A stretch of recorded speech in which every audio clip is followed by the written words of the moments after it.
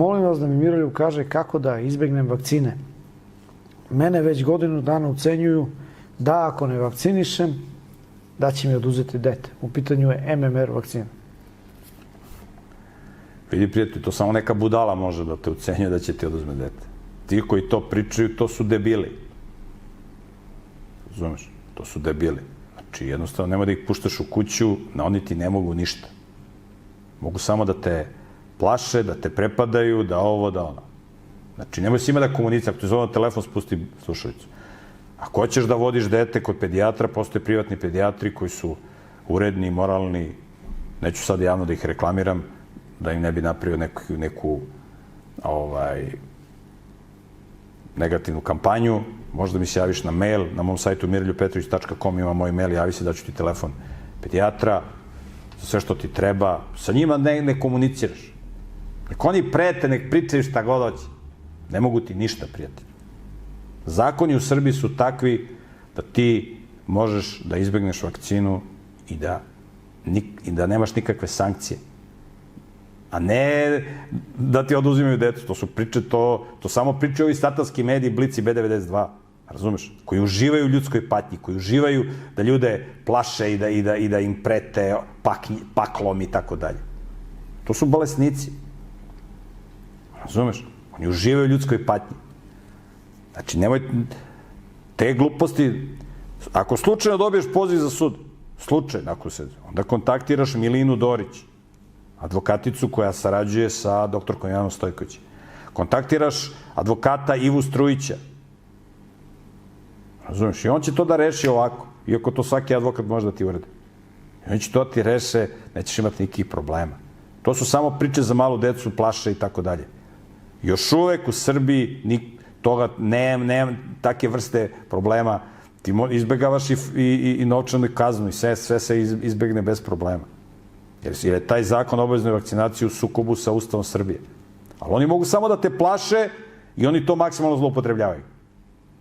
Znači, sedi kući, uživaj sa svojim detetom i ignoriši te dijabolike. I nemoj da ideš u državni dom zdravlja.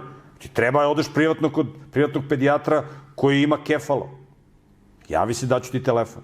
I ako ti treba, nema šta ti ideš kod pedijatra ako dete zdravo živi. Ali ako ti treba, je zoveš i završiš to i kraj priče. To se tako radi. To što oni pričaju, oni plaše, da će oni da tvoje dete vode u Hag, da ga spaljuju na lomači, da ovo, da ono. To su lovačke priče, bre, satanisti. Ali satanisti su pušteni sa lanca u demokratiji. Razumeš? Oni su pušteni s lanca, mogu da laju, mogu da pljuju, mogu da lažu. Ne smeš da ih pipneš, jer ih štiti Evropska unija i NATO pakt. Razumeš? I sad ti moraš da živiš. To ti ko kad živiš u Beogradu, brate, u onom betonskom kavezu i okolo tvoje zgrade, ovi čuju kerove i noću laju, brate, do 12, do 1, do 2 ne možeš da spavaš. Laju kerovi, brate. Skloni se od njih, prodaj betonski kavez, idi negde u prirodu da nema kerova koji laju. Ili zatvori prozor, brate, zapuši uši. I ne slušaš lavež kerova. To se tako radi. Oni će tebi da oduzmu dete. Kome su oduzeli dete? Mogu samo da laju i da pričaju. Znaš, mogu da ti oduzmu dete ako ga pustiš na ulicu da se šeta pa prođe neki satanisti pa ga otmu. To može se desiti. Znaš, pogotovo pred 30. oktobar, 31. oktobar kad je noć veštica. Tako da, uživaj, prijatelju.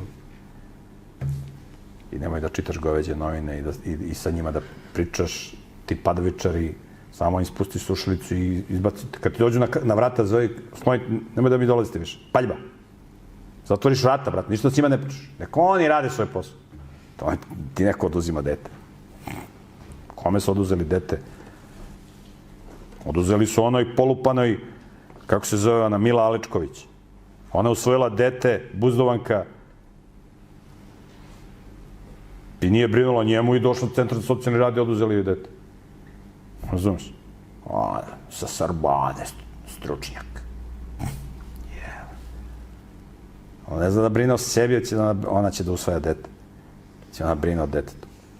Takvima se oduzimaju deca, tim takim polupancima, razumeš? Oduzimaju se deca normalnim ljudima.